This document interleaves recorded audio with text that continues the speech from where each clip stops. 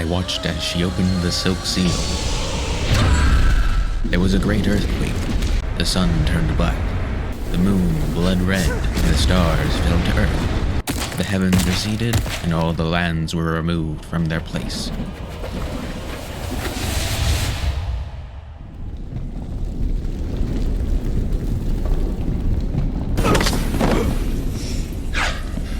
I have been falling for 30 minutes!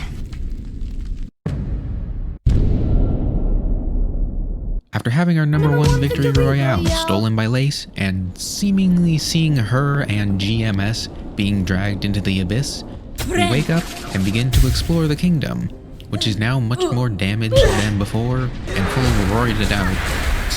voided out enemies that which deal 2 damage, have more health, and use void-based attacks.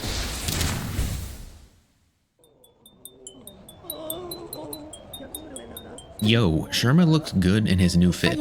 I'ma head out. Attempting to use a bellway right now, we can't, as they are currently being terrorized by a massive creature.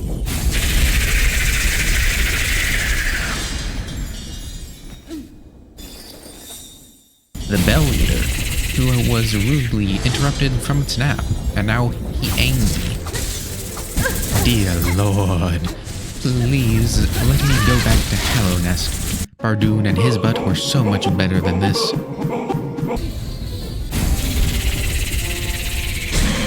After sicking our good girl on the Gigabead,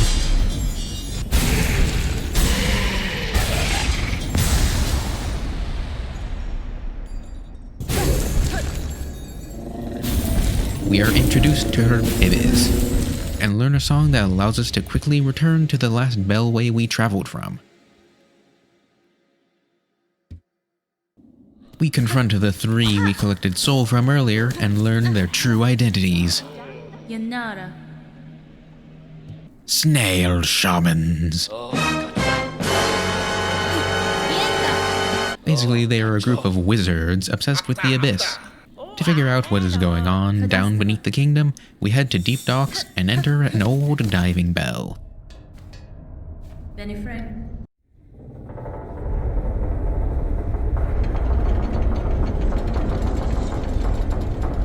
Oh boy, I sure hope this submersible isn't made of a carbon fiber composite material.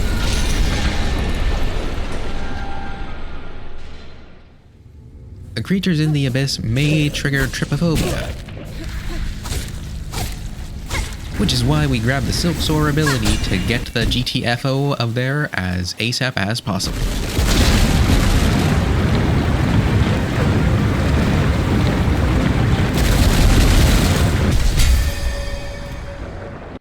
Hey, hope you're having a good day, and if you are liking the video, please like, subscribe, comment, hype, share, follow me on Twitch, whatever else to boost the engagement on this video. Okay, goodbye, have a good day. Meeting with the 3 snails in their snurch, we concoct a plan to extract something that can resist the abyss, an everbloom flower from our memories. To do this, we must travel to new areas of the map and collect 3 hearts of great bugs in their prime. Returning to the statue in Hunter's March, we find that it is a much more expansive area than we thought, full of expansive fields and large game for the inhabitants to hunt. Within the depths of Hunter's March, within the depths of the dried-out husk of a giant bug, we encounter a racist to rival Hornet, Swift, the Sprint Master.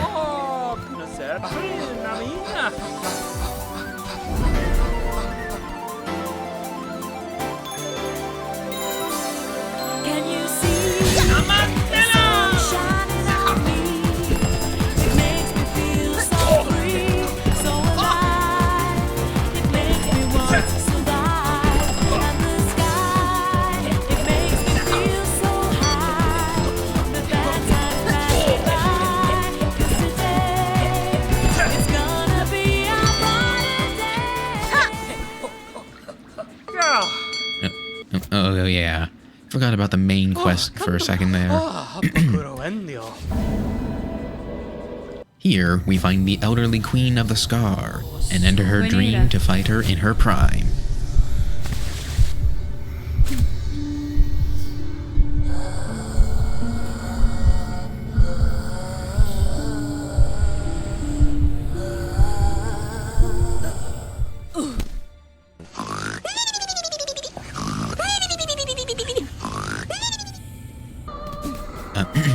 Before fighting Scar Scourge Carmelita, we must first fight our way through her entourage of ant dudes.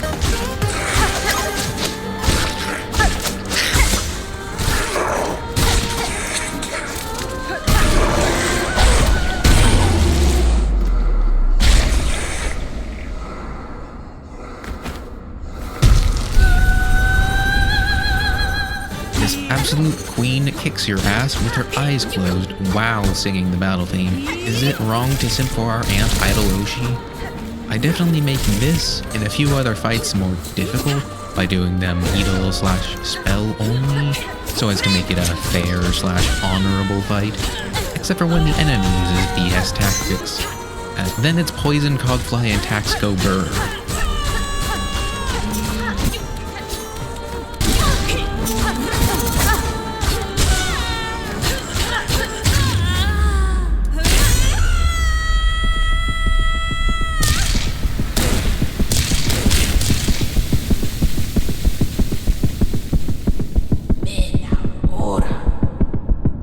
Defeating Carmelita rewards us with her still beating heart.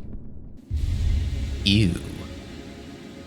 Returning to the elevator shaft that first brought us to the underworks, we soar up through the middle and find a hidden area of nature, protected from the encroaching industrialization of the Citadel.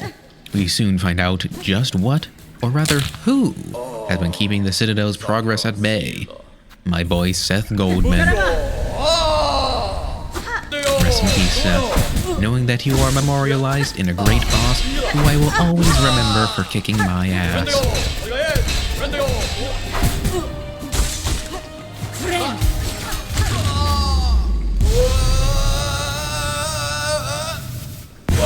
After winning our friendly sparring match with Seth, we proceed into the temple he was protecting, seemingly a place worshipping a Mother Nature type figure.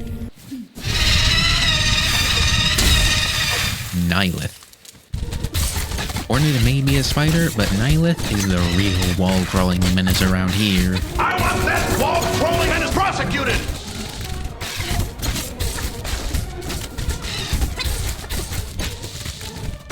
But is relatively overall pretty easy. The real challenge is the fight before her.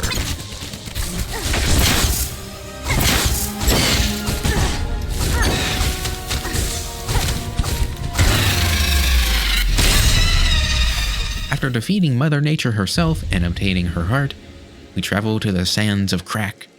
The Sands of Karak, where we eliminate 2 giant conch flies,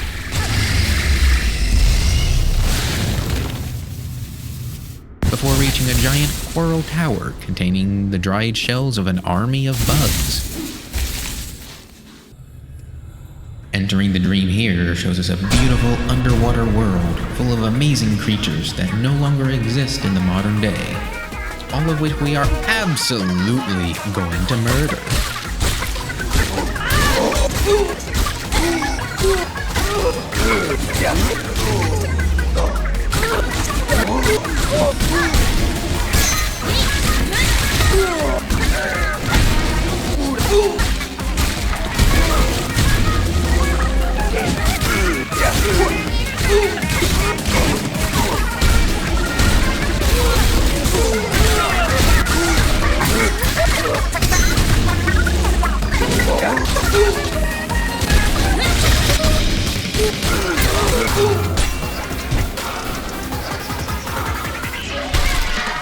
After fighting our way through 4 rooms of 8 combat encounters each, 3 sets of which you have to do in a row, all of which contain new enemies, we reach the king of all crustaceans himself, Crust King Kong.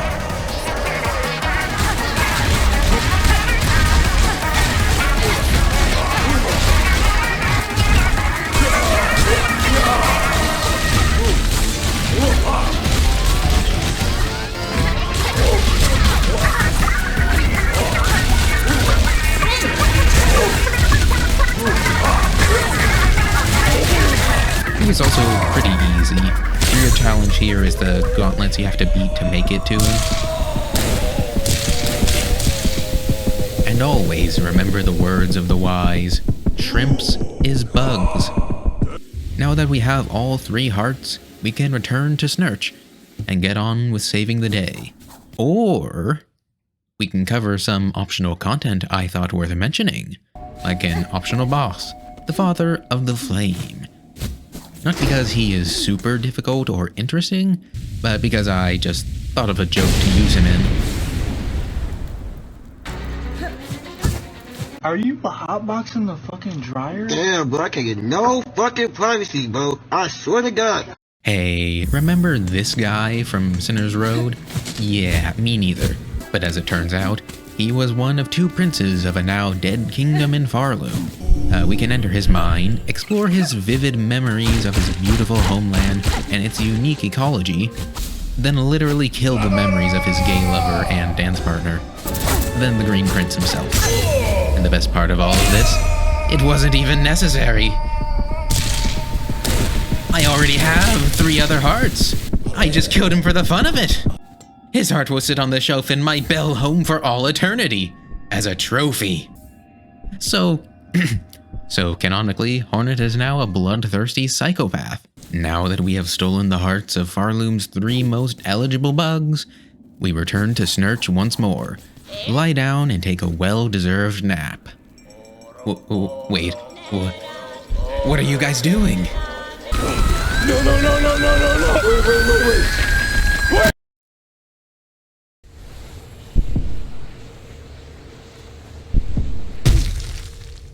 Within the red memory, we see segments of Hornet's past, such as baby Hornet making her cloak, talking with her mother, learning to fight with a needle from the Queen of the Hive, and meeting with the White Lady.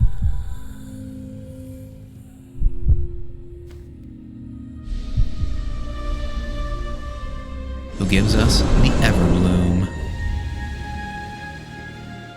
Now that we have obtained the Everbloom and seemingly dealt with the shamans, 2 birds, 1 stone, and all of that, we retread our path down to the abyss and prepare to make our final dive.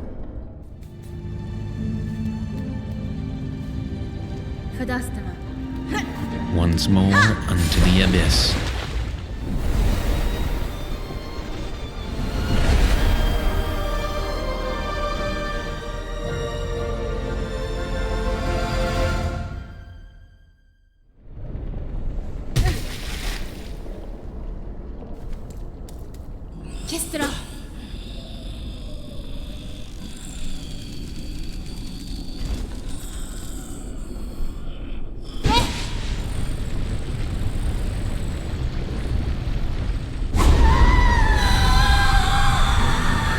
Lost Lace, but she's right there.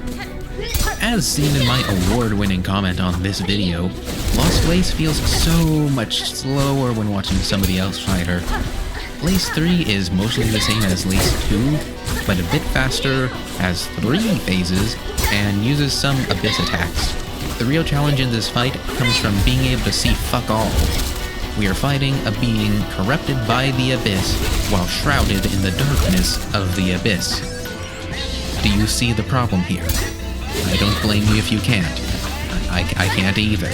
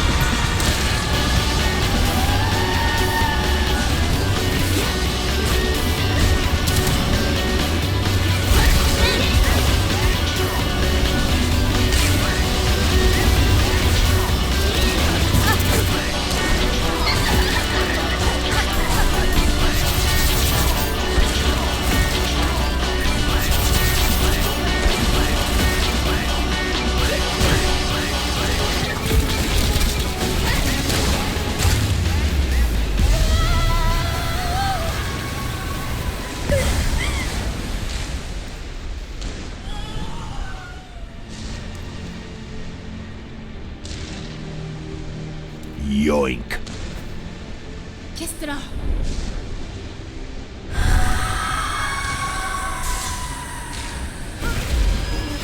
By absorbing the last of the power from the dying god, we attempt to soar out of the abyss.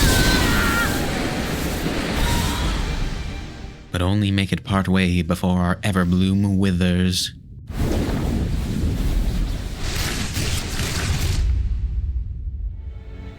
Well, look who it is. Thanks for the assist, bro.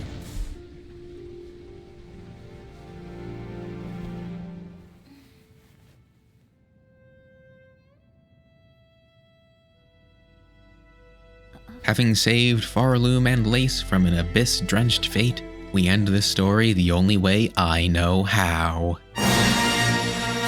Silksong is a 10 out of 10 game, despite the fact that it's full of bugs. And I eagerly look forward to the future DLC, Silksong, Shrimp Song, and Sea of Sorrow. The DLC is free, but the base game only costs $20. Damn you, Team Cherry, and your consumer-considerate business strategy.